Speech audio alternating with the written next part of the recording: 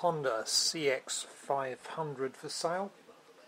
The paperwork includes this Haynes workshop manual.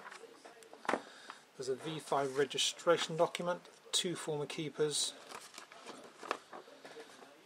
Shows it was first registered in 1980. I've done an HPI check on the bike that shows it's all completely clear. There's no accidents or anything else there in the bike's history to be concerned about. It's got a selection of old MOT test certificates, with the last one expiring March this year, so it's been out for a few months. There's the MOT test failure certificate, and that says it's failed on offside, front shock absorber seal failed and leaking oil, but actually if you look at it I think it might be the near side. Anyway, rear suspension component excessively corroded, and that's the rear swing arm. If what the last owner showed me is what it actually failed on, it isn't very much. I think it could be easily repaired. Anyway, there's that. That was it. That's what it failed on. There is a owner's manual with the front cover half missing off it. So looking around the bike, a few other little things to point out. This closed peg clip to this left mirror there is for holding the choke on, so if you want to know what that's for, that's that. There's glue on the tank here. Somebody has stuck a reflector on there and left glue on the tank there. There's a dent there, and there's the rip in the seat and all that kind of thing. There's a knob missing off the light switch there. This top box latch is broken, but it's been held down with that bungee clip. That's the original key, but with the head sort of snapped off it. So, but you can use it, but it's not, obviously it's not secure.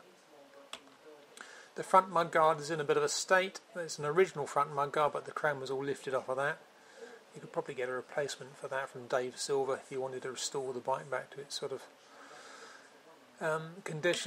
former condition. This is the front left fork seal. You can see it's got oil on it there, and the leg is a little pitted, but I don't think that's probably the cause of it. It's probably just worn out, I should think, and there's sort of fluff and stuff stuck to it as well.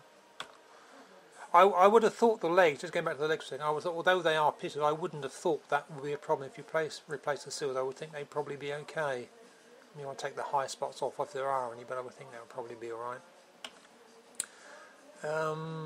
This gear shifter shaft seal is leaking on here. If you leave the bike on its side stand, it does drip out a bit of oil. If you put it on its centre stand, it drips much less. But that should be an easy thing to do. I think you'd find if you just if you access the seal by taking the exhaust off, perhaps if you need to, just poke the seal out and put a new one in on the shaft. It shouldn't take very long, I wouldn't think. I haven't looked at it either, but that's what I would expect anyway. So there's that. As far as the wear and tear goes in the engine, if you listen to the engine, if you remember what they were like when they were new, you'd say it sounds a bit worn, but these days they all seem to sound a bit like that. Yeah, they're a bit sort of jiggly in there.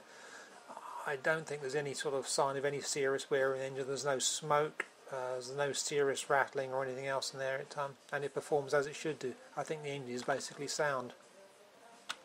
So there we go.